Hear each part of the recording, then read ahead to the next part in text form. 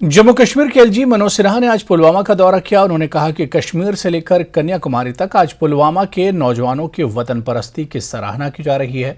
मनोज सिन्हा ने 120 फुट बुलंद तरीन तिरंगा परचम लहराया, तामीराती प्रोजेक्टों की रस्म रुनमाई की। उन्होंने पुलवामा में यूथ सेंटर और करियर काउंसलिंग सेंटर के अलावा लाइब्रेरी का संग बुनियाद भी रखा।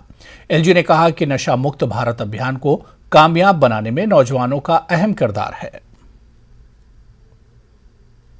समर्पित किया है, उसमें रूरल बीपीओ भी शुरू कर रहे हैं, लाइब्रेरी भी शुरू कर रहे हैं, आज थिएटर भी आपने देखा और कैफ़े भी बना रहे हैं जहां आप जैसे लोग नौजवानों के साथ बैठ करके आनंद ले सकें। कि उस फैसिलिटेशन सेंटर भी बनाया है।